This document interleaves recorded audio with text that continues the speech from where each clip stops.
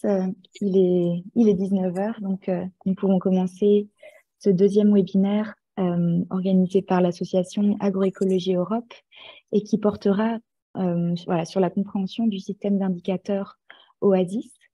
Bienvenue à toutes et tous et merci d'être là ce soir. Donc, je vous présente, donc je suis Elena Ambul, je travaille auprès de l'association Agroécologie Europe.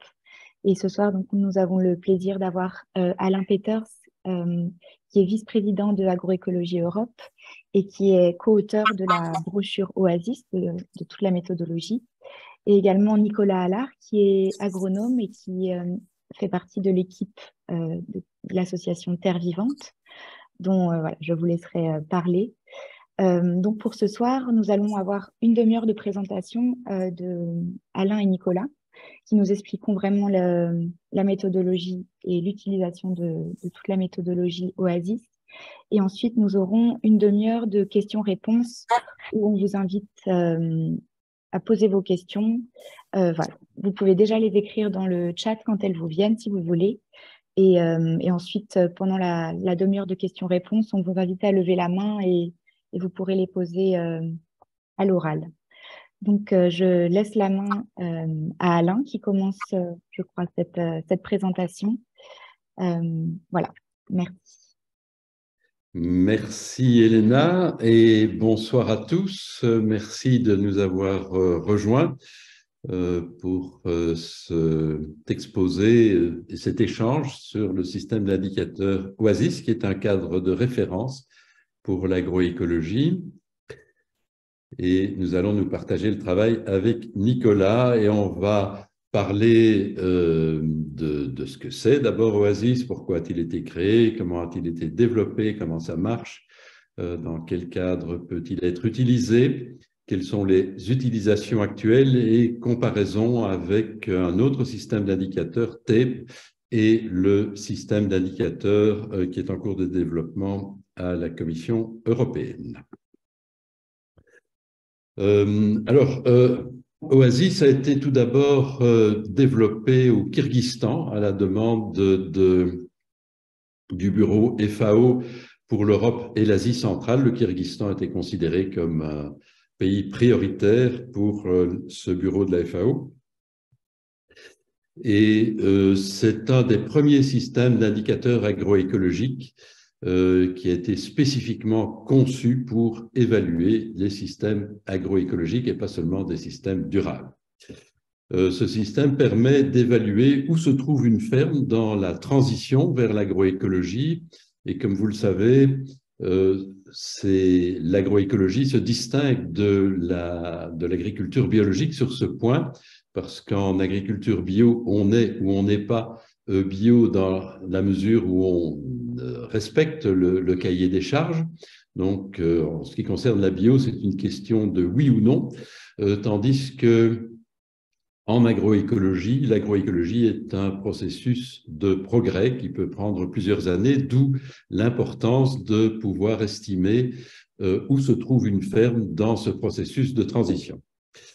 La première version d'Oasis a été publiée dans un rapport envoyé à la FAO en 2018 sur la base du test au Kyrgyzstan. Puis, le système a été testé en Croatie et en Grèce grâce au soutien d'une étudiante croate qui a étudié en Grèce, d'où les enquêtes sur ces deux pays. Elle a fait ça dans le cadre de sa thèse de master. Et puis, on a testé cette deuxième version d'Oasis en Italie, en France et en Belgique. Et c'est cette troisième version qui est aujourd'hui opérationnelle et qui est en ligne et dont on va parler aujourd'hui. Le Oasis est maintenant publié dans deux brochures. La première explique les principes d'Oasis et la deuxième décrit la méthodologie. Il y a également une feuille Excel dans laquelle les données sont introduites et qui génèrent des figures en radar, 9 figures en radar relatives aux 5 dimensions que vous voyez ici sur la dia. Et puis, il y a une 10e figure en radar qui résume les données d'une ferme en fonction de ces 5 dimensions. On publie aussi un rapport pour chaque ferme qui peut prendre 5 à 15 pages environ et qui comprend les données qui n'ont pas été reprises dans les figures en radar. Les 2 brochures sont déjà disponibles sur le site web de l'Agroécologie Europe. Donc, vous voyez ici les 5 dimensions, les techniques agroécologiques, la viabilité économique, les aspects sociopolitiques, l'environnement et la biodiversité et la résilience. Les dimensions 2 à 4 correspondent aux 3 dimensions, aux 3 piliers du développement durable, mais il y a également les techniques agroécologiques et la résilience. De toute façon, tous ces aspects sont adaptés à l'agroécologie. Alors, la Oasis couvre des stratégies économiques, écologiques et sociales de l'agroécologie. Ces stratégies sont définies dans la première brochure, donc on ne va pas y revenir. Et elle couvre aussi les 10 éléments de la FAO sur l'agroécologie et les 13 principes qui ont été définis dans le rapport, dont vous voyez la couverture ici à droite de la dia. C'est un rapport d'un groupe d'experts de haut niveau sur la sécurité alimentaire et la nutrition qui a été publié en 2019. Et j'ai repris à gauche quelques mots-clés seulement des 13 principes. Et on peut constater que parmi ces principes, il y a des aspects techniques, mais aussi des aspects environnementaux, sociaux et économiques. Et ce rapport est important parce qu'il fait autorité maintenant à l'échelle mondiale. On peut le comparer au rapport qu'a proposé Madame Brundtland, qui était première ministre en Norvège et qui a écrit le premier rapport sur le développement durable. Et quand ce rapport a été accepté par les Nations Unies, il est devenu la référence et la définition officielle du développement durable. On peut considérer ce rapport-ci comme l'équivalent pour l'agroécologie, et donc maintenant il fait autorité à l'échelle mondiale et il constitue la définition officielle de l'agroécologie. Et Oasis est construit autour de ce rapport. Là, une figure qui montre la transition, qui illustre la transition de l'agriculture conventionnelle vers un système agroécologique. Il y a d'autres façons de présenter ça, mais cette figure-ci est particulièrement intéressante. Donc, quand on vient du conventionnel, on peut améliorer d'abord l'efficience de l'utilisation des intrants commerciaux de synthèse, comme l'azote de synthèse et les pesticides. Donc, on réduit les gaspillages en fait d'intrants et on peut faire appel à des techniques plus ou moins sophistiquées pour améliorer cette efficience. Et ça correspond au niveau de l'agriculture de précision qu'on appelle aussi en français l'agriculture raisonnée. Et puis, il y a une phase de substitution où ces intrants commerciaux de synthèse sont remplacés par des intrants commerciaux organiques ou des organismes vivants, des alliés des cultures qui peuvent contrôler les ravageurs, par exemple. Et ça correspond en gros à certainement la protection intégrée des cultures, mais aussi à l'agriculture de conservation et à la majorité des systèmes bio. Et puis, on arrive à une refonte complète du système dans une approche système où il y a une forte réduction de l'utilisation des intrants commerciaux et finalement une disparition de ces intrants parce que le système est conçu pour qu'il fonctionne largement tout seul.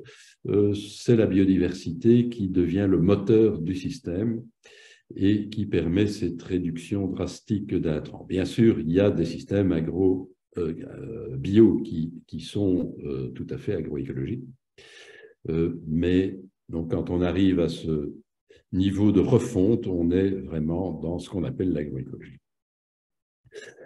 Alors, le système d'indicateurs Oasis a été conçu comme un cadre hiérarchique. C'est un un cadre qui a été adopté par d'autres systèmes d'indicateurs, notamment ceux du développement durable. Et c'est ce que nous avons fait, par exemple, dans le projet SAFE, dont vous voyez la référence en bas à droite, qui était un système, un cadre hiérarchique aussi, pour estimer le niveau de durabilité de systèmes agricoles. Et ça a été publié en 2007. Mais on ne parlait pas encore d'agroécologie à ce moment-là.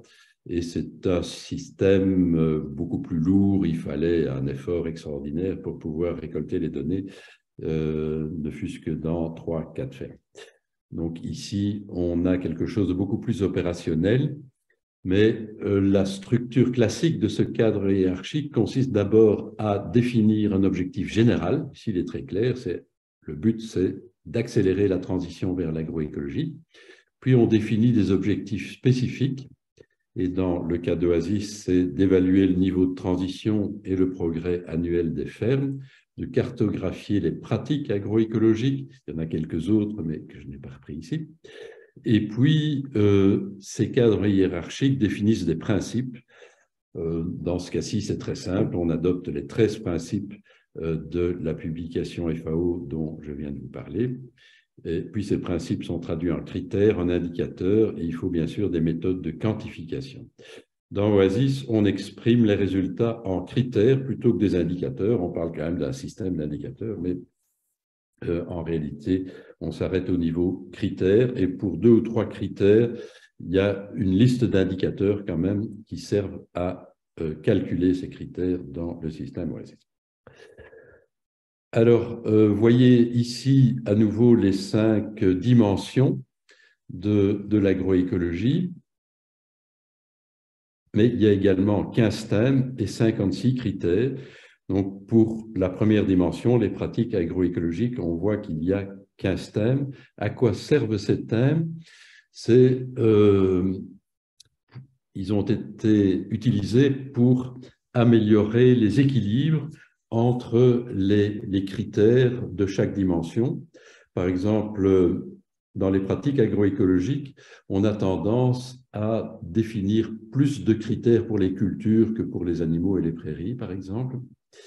Et donc, on fait d'abord une première moyenne, on calcule d'abord une première moyenne pour le thème des cultures, puis des animaux et des prairies, puis des ressources naturelles et de l'agroforesterie.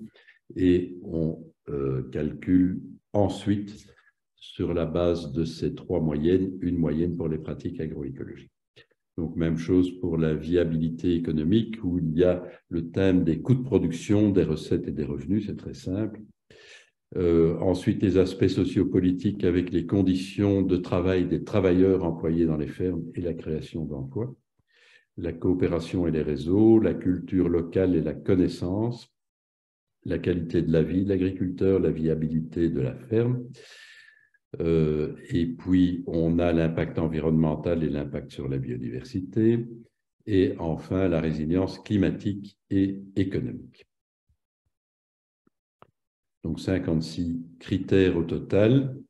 Et ces critères ont été choisis sur leur capacité à discriminer les changements dus à des facteurs externes et les changements dus à la gestion de la ferme, en fonction de leur solidité analytique et donc de leur base scientifique, de leur mesurabilité, de leur transparence, donc de leur compréhension aussi pour les agriculteurs, de leur pertinence politique, de la transférabilité à un grand nombre de systèmes agricoles et de leur pertinence par rapport à la durabilité et aux objectifs de l'agroécologie. Alors, une des grandes forces d'Oasis, c'est qu'il ne nécessite qu'1 heure d'interview de l'agriculteur. On récolte les données de base en 1 heure. Beaucoup de systèmes d'indicateurs de durabilité des exploitations agricoles nécessitent des efforts pendant parfois plusieurs années. Pour danser, on avait besoin de 3 années d'études pour 4 fermes, quoi, hein. Donc ça, c'est évidemment pas diffusable à large échelle. Donc, c'est vraiment une des grandes forces d'Oasis. Et Oasis peut aussi, c'est une possibilité seulement, soutenir une marque agroécologique certifiée de manière indépendante. Et cette certification peut se faire au niveau de l'exploitation, comme dans l'agriculture bio. Et donc, tous les produits agricoles de la ferme sont alors certifiés dans ce cadre.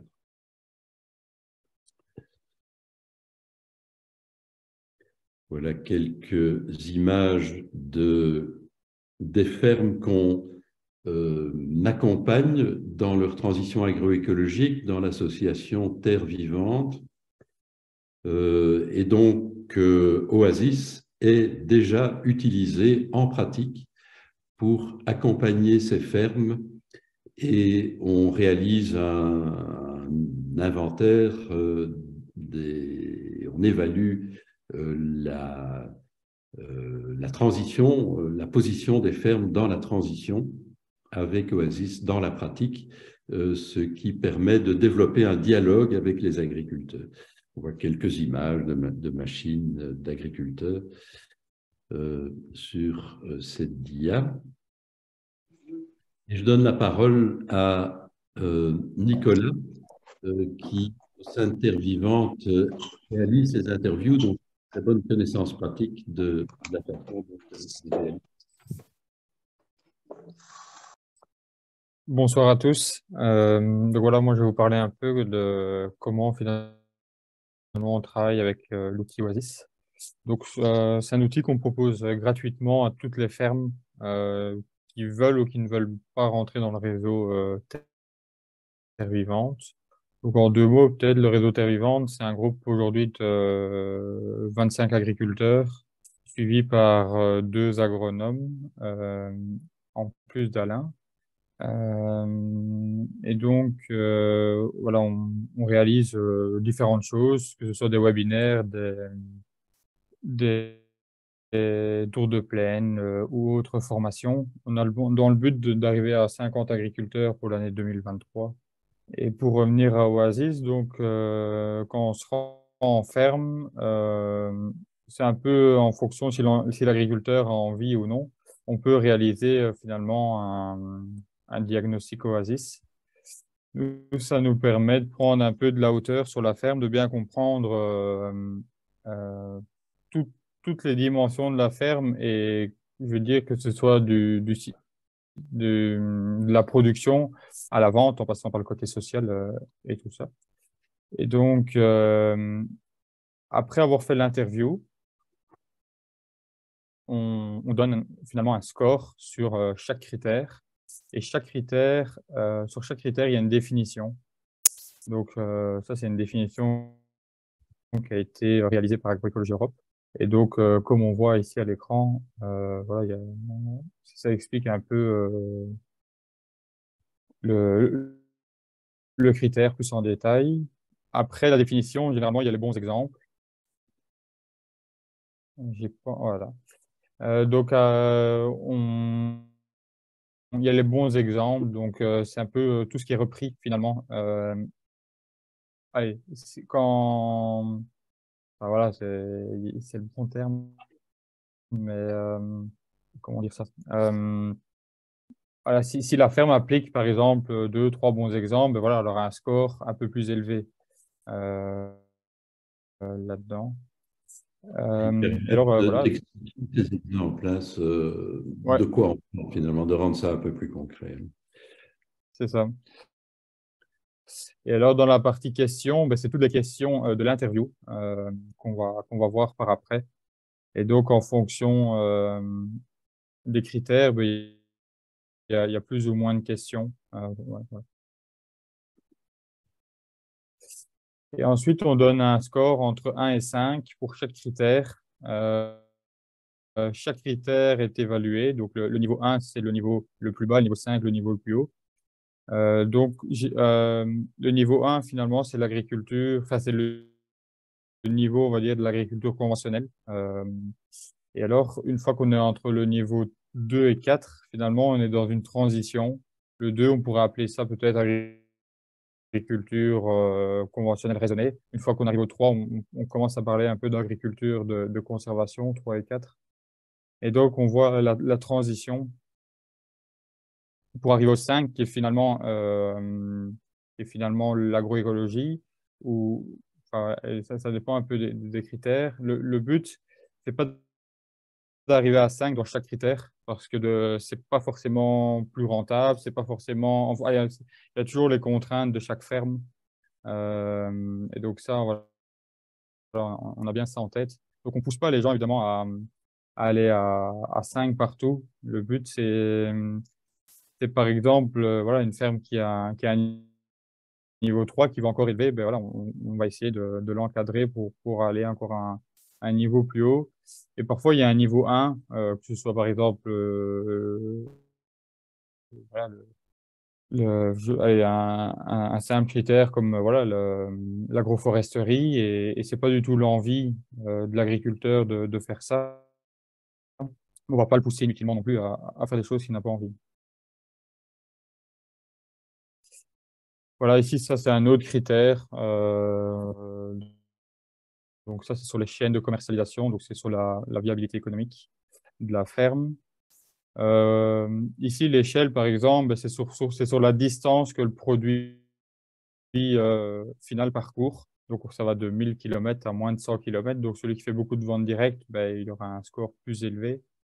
Et comme la Belgique est petite, généralement, c'est des scores, et quand on fait un peu, à part peut-être les grandes productions qui savent faire beaucoup de kilomètres, mais quand on fait un peu de vente directe en Belgique, quand on fait, voilà, quand on fait la semaine dernière, on était chez un éleveur qui vend toute sa viande dans une coopérative. Et finalement, ces vaches, elles font pas tant de kilomètres que ça. Il arrivait, je sais plus, à un niveau entre 3 et 4, donc c'est assez élevé. Donc, voilà. Ici, voilà, c'est un critère social, donc on prend 6 en compte. Donc le but, ben, c'est pas encadrer les fermes uniquement, je veux dire, sur l'économie, sur l'environnement et sur les pratiques agricoles, mais c'est aussi tenir compte de la dimension sociale, donc que ce soit la main-d'œuvre présente sur la ferme, la charge de travail, le temps disponible pour les autres activités que les activités agricoles. Et il y a aussi un critère sur l'importance que l'agriculteur enfin, donne à son travail. Donc ici, voilà, c'est ce que je disais, c'est ah oui, voilà, Je peux il y a une diac à sauter, mais ouais, donc sur les questions, donc voilà, donc ça c'est l'interview qu'on pose finalement, et c'est une interview qui prend généralement 1 heure. On ne doit pas toujours se mettre au bureau. On sait faire ça finalement presque, je veux dire, en visitant la ferme. Et le but, c'est vraiment essayer de comprendre au mieux la situation de l'agriculteur pour après l'encadrer voilà, du mieux qu'on sait. Ici encore, voilà, c'est l'échelle de 1 à 5. Donc le 1, ben, finalement, c'est- ce niveau-là, finalement, il est peut-être plus pour dans des autres régions du monde. Généralement, en Belgique, allez, quand il y a des travailleurs, on est souvent sur un critère, des niveaux, des scores un peu plus élevés, je pense. Euh, c'est surtout voilà, si on a beaucoup de travailleurs et que, je veux dire, allez, il y a des gens qui prennent le pouvoir sur d'autres. Donc ici, sur l'azote commercial, c'est la quantité, par exemple, voilà, ça c'est un critère qui détermine la quantité d'azote, que ce soit l'azote synthétique ou organique que la ferme achète. Donc si elle achète par exemple des fientes de poule, il est repris ici dedans aussi, ou de l'azote minéral. Et donc ici, l'échelle est toute simple. Une fois qu'on dépasse 200 unités d'azote à l'hectare en azote total acheté, voilà, on a un niveau plus bas. Et le but en fait de ce critère, c'est essayer de montrer la dépendance de la ferme vis-à-vis de l'azote commercial. Et après, on va essayer de l'encadrer pour essayer voilà, à partir de couverts, à partir de légumineuses, dans les rotations, de diminuer sa dépendance vis-à-vis de l'azote.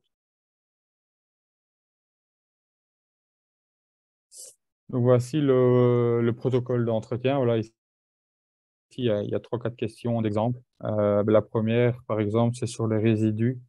C'est si, voilà, évidemment, en Belgique, c'est interdit de brûler, mais comme c'est un outil qui est dans toutes les régions du monde, il y a encore ouais, on peut encore considérer de brûler.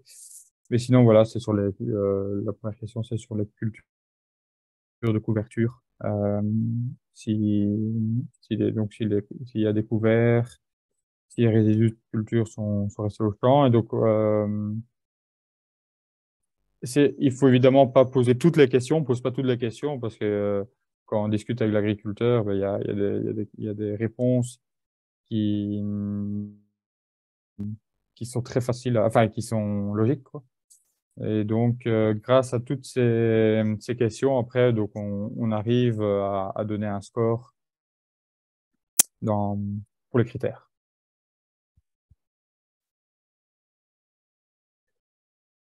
Voilà, merci Nicolas. Oasis s'applique à tous les types de fermes, même à l'échelle mondiale. Oasis a été conçu à l'échelle mondiale. Et ça, on peut y revenir. Il peut être appliqué, il peut être adapté à l'échelle régionale ou nationale. Les résultats d'Oasis sont faits pour ne stigmatiser personne. En fait, il n'y a pas de bons et de mauvais résultats. Il y a juste une mesure de l'avancement de la transition des fermes entre l'agriculture conventionnelle et l'agroécologie. Et ce système est donc utile à tous les agriculteurs. Voilà les figures en radar que le fichier Excel dans lequel on introduit les données de l'interview génère. Ici, on voit l'adoption de techniques agroécologiques et la ferme en question, puisque cette figure en radar correspond à une ferme réelle, est déjà très bonne en ce qui concerne le travail du sol. Elle a une cote de 4 sur 5, donc elle est très avancée. Il ne faudrait justement pas parler de bon et de mauvais, mais très avancée dans sa transition agroécologique. Elle est aussi très avancée pour la gestion des ravageurs, des maladies, de la couverture du sol, du bien-être animal. Mais on voit aussi qu'en ce qui concerne la gestion des prairies, sa gestion est très conventionnelle. Elle est donc très peu avancée dans la transition agroécologique de ce point de vue-là. Et c'est un peu le cas, mais moins fort, en ce qui concerne la gestion de la fertilité du sol. Donc, quand on présente ce genre de figure à l'agriculteur, on comprend qu'immédiatement, il y a un dialogue qui s'instaure et qu'on peut imaginer sur quels critères en particulier, sur quelles techniques l'agriculteur peut progresser, et ça permet de définir aussi des objectifs de progression pour l'année suivante, par exemple. Et ça stimule aussi la discussion entre agriculteurs, parce que certains agriculteurs dans les groupes que nous accompagnons sont plus avancés sur certains critères, d'autres sur d'autres, et ils échangent alors leurs expériences en fonction de leurs expériences respectives. Et alors, on a une 10e figure en radar. Donc ici, juste avant, on n'en a présenté qu'une pour une des dimensions, l'adoption de techniques agroécologiques. Il y a d'autres figures en radar pour les autres dimensions. Parfois, il y a 2 ou 3 figures en radar par dimension. Et à la fin, on produit ce genre de figure-ci qui reprend la performance d'une ferme pour les 5 dimensions, les techniques agroécologiques, la viabilité économique, les aspects sociaux, d'environnement, de biodiversité, de résilience. Donc, cette ferme-ci, elle est très résiliente déjà. Elle a de bonnes performances agroécologiques sur l'environnement, la biodiversité et l'économie. Et elle est quand même plus faible ou moins avancée dans les techniques agroécologiques et les aspects sociaux.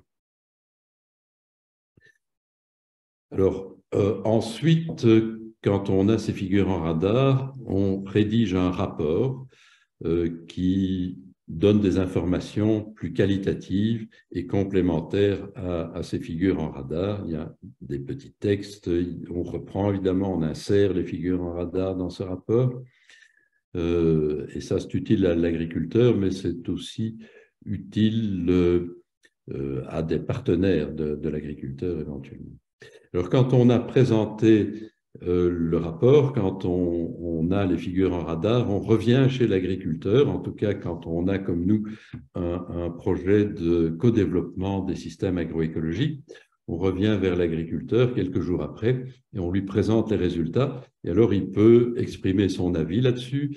Il y a peut-être des choses qu'on a mal compris et on peut être amené éventuellement à modifier les évaluations de certains critères si c'est justifié. Ce n'est pas très fréquent, mais ça peut arriver. C'est important que l'agriculteur accepte cette évaluation et qu'on puisse alors en discuter pour faire évoluer son système. Actuellement, en Belgique, on offre une première évaluation d'Oasis gratuitement à tous les agriculteurs qui le souhaitent. Et généralement, quand on a fait ça, les agriculteurs rejoignent nos groupes, ce qui est déjà un signe de l'utilité qu'a le système d'indicateur Oasis pour l'agriculteur. Alors, il y a un autre système qui a été développé par la FAO qui s'appelle TAPE, et il y a quelques différences entre les deux. TAPE couvre les 10 éléments, mais pas les 13 principes de l'agroécologie. L'enquête d'Oasis est nettement plus rapide que TAPE parce qu'elle est plus semi-quantitative, tandis que TAPE récolte des données quantitatives, notamment sur les aspects économiques, et ça prend beaucoup de temps. Parce que toutes les fermes n'ont pas de comptabilité, même s'il y a une comptabilité, ça prend du temps, mais s'il faut retrouver les factures dans les tiroirs, ça, évidemment, c'est beaucoup plus long. Les noms des critères Oasis sont plus compréhensibles, plus concrets pour les agriculteurs, ils sont plus théoriques, oui, plus abstraits dans TAPE. Et Oasis est déjà utilisé en routine depuis 1 an pour le co-développement de systèmes agroécologiques avec des agriculteurs, comme on vient de le dire. Alors, de son côté, la Commission européenne est occupée à transformer son système d'indicateurs économiques, qui était le Farm Accountancy Data Network, qui est devenu et qui est en train de devenir le Farm Sustainability Data Network. Donc, il ne s'agit plus seulement de récolter des données économiques dans les fermes, mais des données de durabilité, donc aussi des données sociales et environnementale, biodiversité, et nous sommes en dialogue avec la Commission sur ce point, et l'FSDN a déjà intégré toute une série des indicateurs d'Oasis dans son système. Donc ça nous fait évidemment très plaisir que Oasis, en tout cas une partie d'Oasis, est intégrée dans ce système européen qui va faire autorité. Oasis est déjà librement accessible sur le site web d'Agroécologie Europe. Vous pouvez y trouver les 2 brochures qui sont encore en anglais. On va y mettre bientôt le fichier Excel ou des exemples de rapports de ferme. Mais nous avons commencé les traductions en français, en allemand, en italien et en néerlandais. Et donc, au cours du printemps, des brochures dans ces langues seront disponibles aussi sur le site web. Il y a 2 articles scientifiques qui sont en cours de rédaction et à travers le projet Horizon 2020 Urbane, Oasis va maintenant être appliqué en Afrique, au Nigeria, au Ghana, au Sénégal, au Maroc, au Bénin et au Burkina Faso.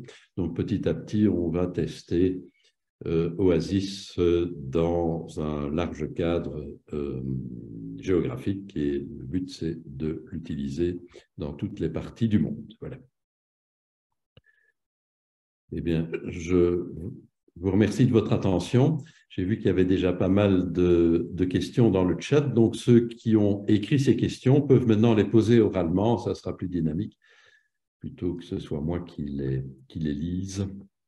N'hésitez pas à prendre la parole ou à lever votre main virtuelle. Il y a moyen de lever une main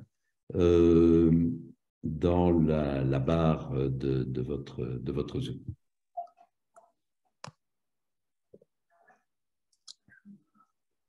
Bonjour. Bonjour.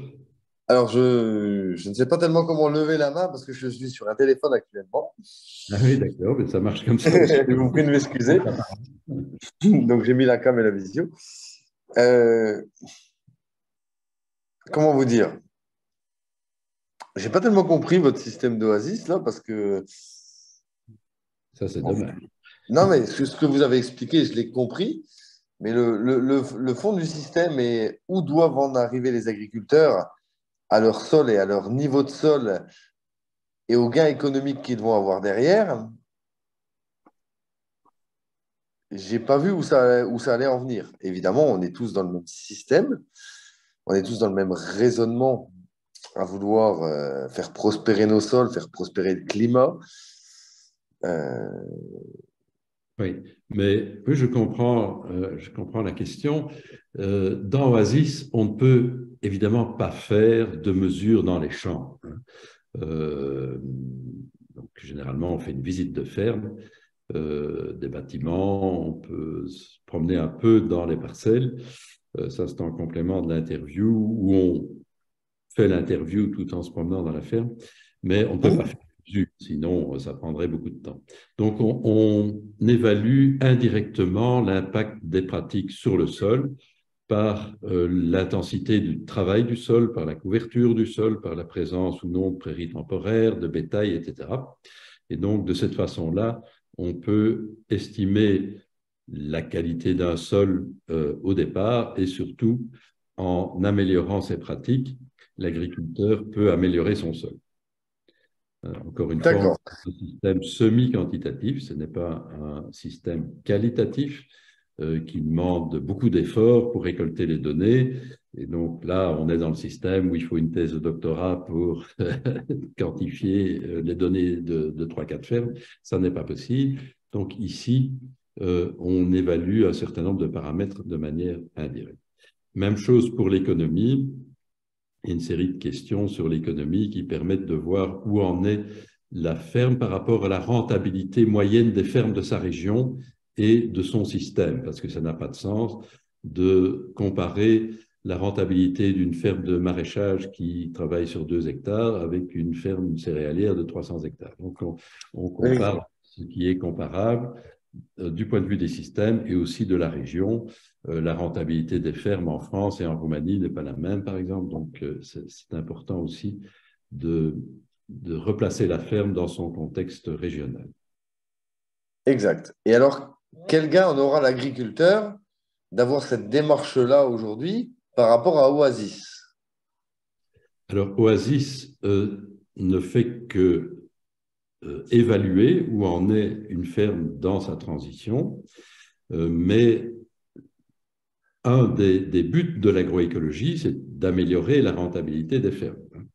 Et donc, dans un processus d'accompagnement, plus l'agriculteur va adopter des pratiques agroécologiques, pas seulement dans les champs, mais aussi dans la commercialisation des produits, dans la réduction des coûts de production, par exemple, plus son revenu va augmenter. Et donc, Oasis va quantifier cela.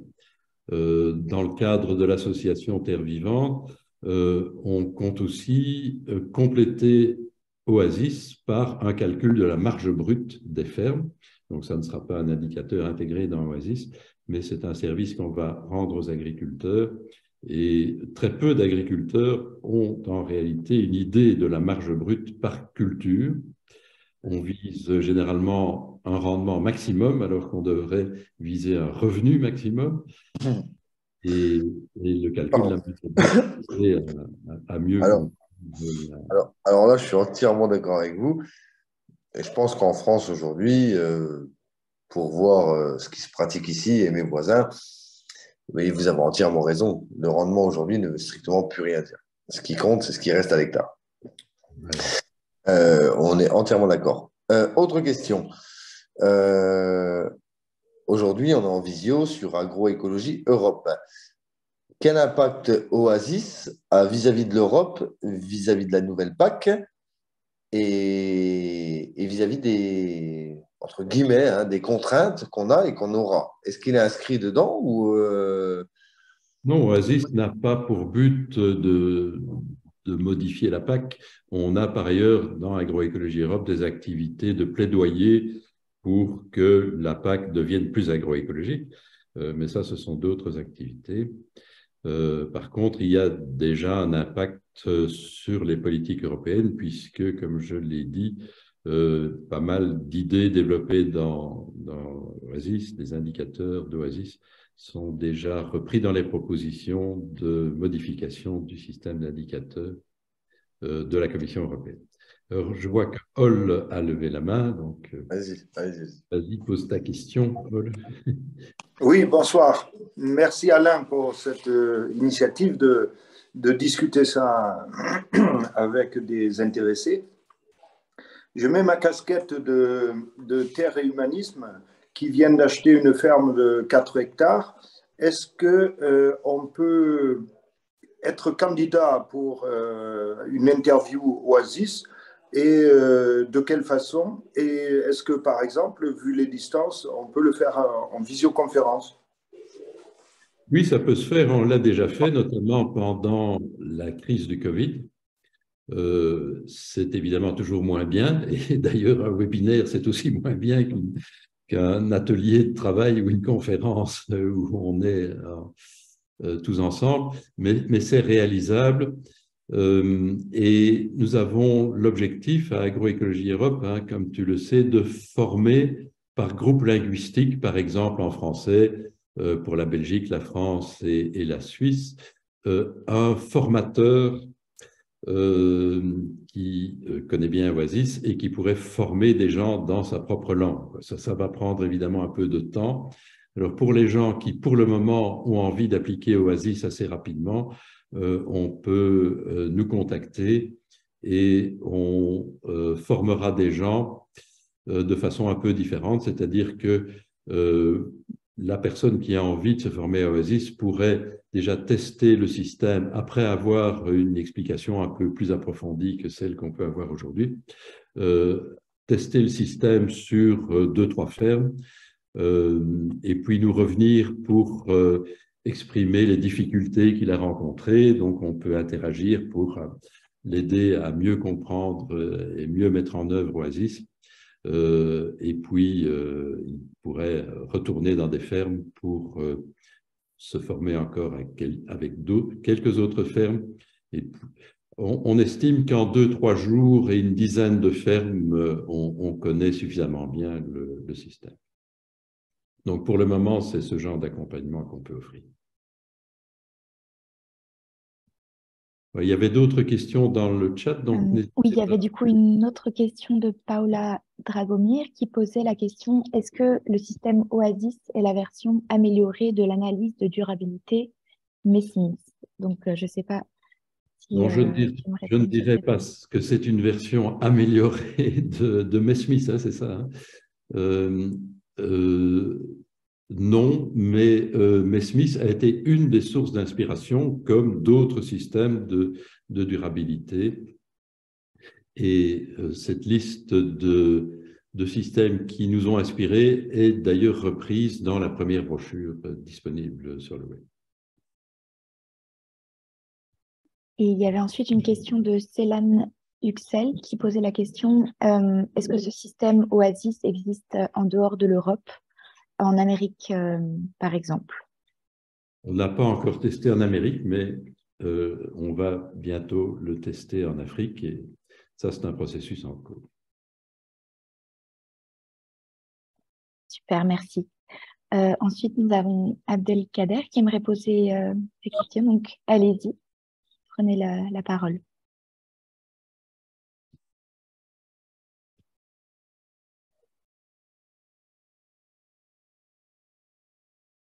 Oui, il faut activer le micro, sinon on n'entend pas la question.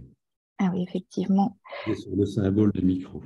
Ou sinon, on peut déjà prendre, en attendant que le micro se rouvre, une question de Gaëtan: quel tarif pour les agriculteurs de votre démarche? Est-ce qu'il y a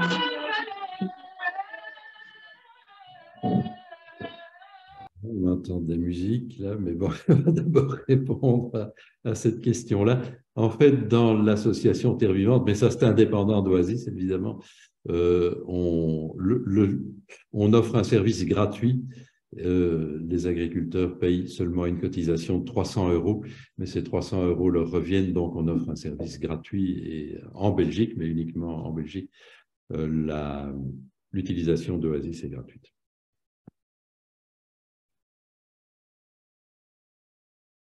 Il y a encore d'autres questions dans le chat.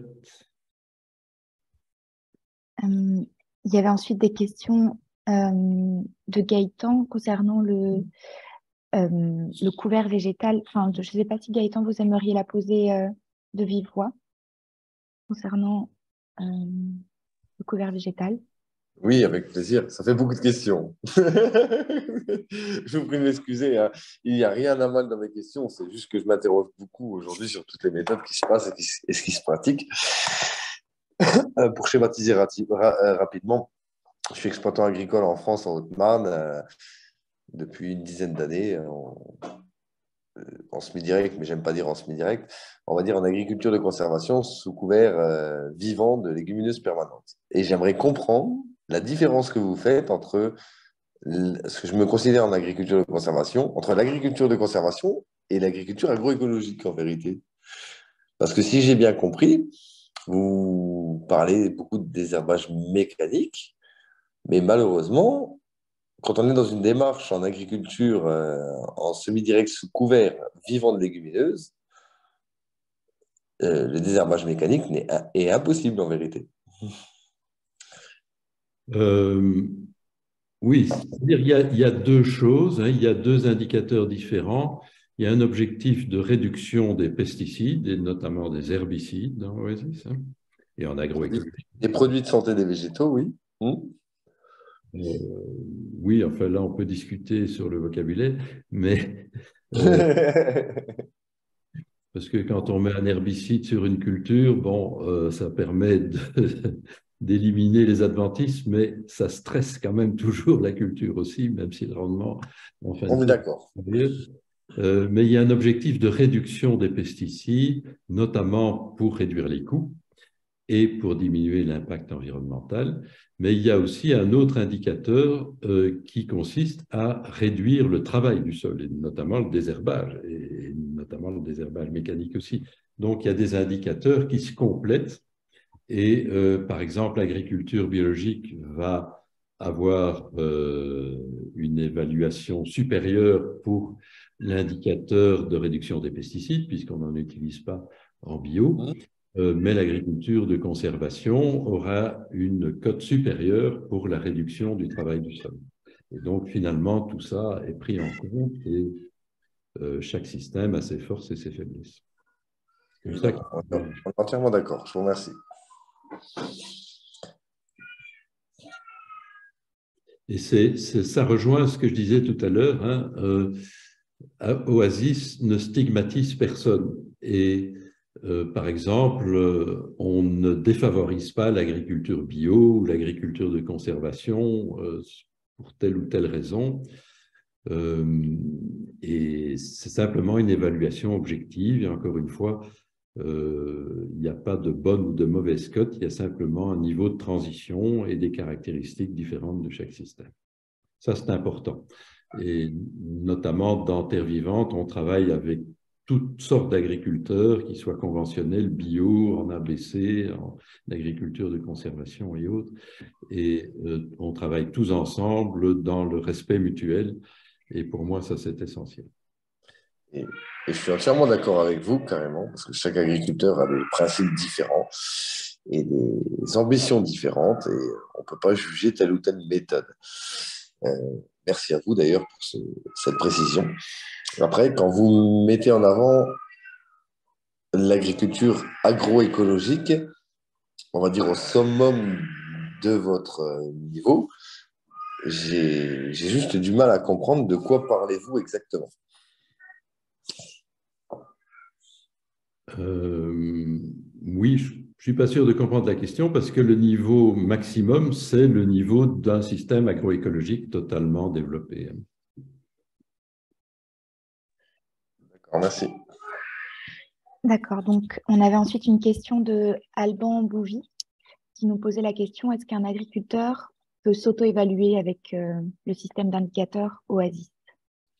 Oui, surtout s'il a déjà été évalué une fois par un agronome extérieur, donc il peut plus facilement comprendre comment ça fonctionne.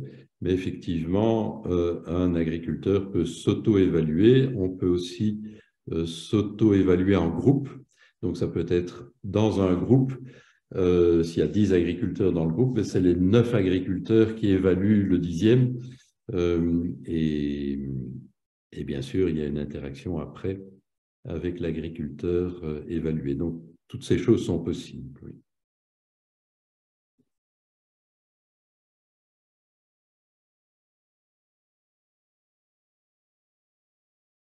Abdelkader n'a toujours pas désactivé son micro et posé sa question. Mais ou alors c'est la main qui est levée par hasard. Ah, oui. Voilà, voilà. On vous écoute. Enfin, ma question concerne parce que je suis du Maroc. Enfin, je commence un projet de transition agroécologique. J'aimerais savoir quand est-ce que Oasis va être appliqué au Maroc d'après votre intervention. Et deuxièmement, quel est l'organisme qui va faire ces interviews? À travers le projet européen Urbane, on va appliquer bientôt Oasis au Maroc. Mais il faudrait effectivement aussi trouver des contacts dans votre pays pour avoir un référent qui peut former des gens. Pour le moment, comme Agroécologie Europe se focalise en premier lieu sur l'Europe, on va d'abord faire ça en Europe. Oui. Mais petit à petit, on peut espérer qu'au moins sur la rive sud de la Méditerranée, on puisse aussi avoir des contacts. Et si vous voulez vous proposer, il suffit de nous contacter par email après ce webinaire. L'email de Agroécologie Europe, je crois. Oui, il y a un contact du projet Urbane au Maroc. Et on peut vous mettre en contact avec lui peut-être. D'accord, merci. Il y a Ludovic qui a levé la main. Bonjour. Très intéressant votre outil. Concernant le fait que c'est un document Excel, est-ce que vous avez pensé dans le futur à passer à une version peut-être en ligne ou une autre version, vu que des fois avec les documents Excel, il y a un peu le risque qu'il y ait une actualisation de l'outil, elle n'arrive pas forcément à une personne qui l'a déjà téléchargé il y a pas mal de temps. Oui, mais on avait et on a toujours l'objectif de développer une application utilisable sur un téléphone portable. Mais le budget est assez important, surtout si on développe cette application en plusieurs langues. Donc, pour le moment, on n'a pas les moyens, honnêtement, de le faire. En tout cas, on n'a pas eu les moyens en 2022. On verra dans le futur si c'est possible ou non. Mais en tout cas, avec un fichier Excel, c'est possible.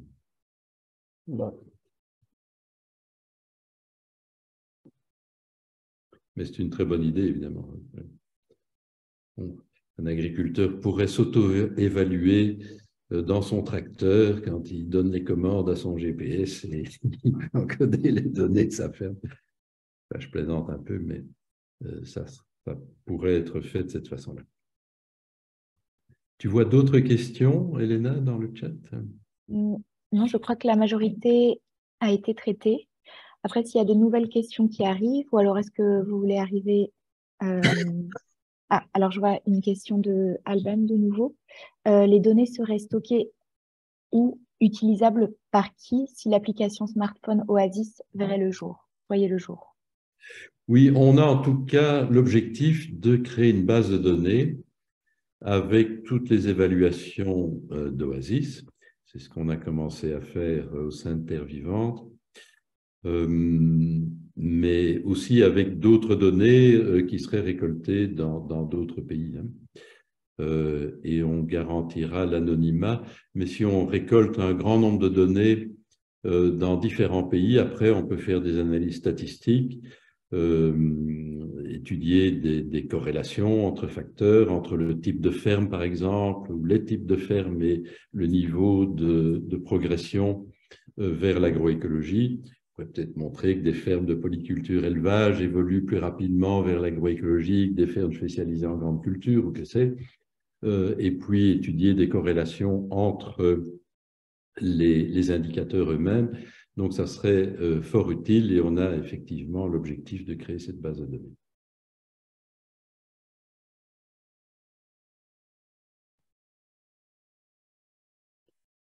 Y a-t-il d'autres commentaires ou questions? N'hésitez pas à prendre la parole. Il nous reste 5 minutes, autant les valoriser. Vous pouvez aussi donner votre opinion sur le système, sur ce qui a été dit. Il ne faut pas être timide. On n'est pas dans un grand groupe, donc c'est facile à faire.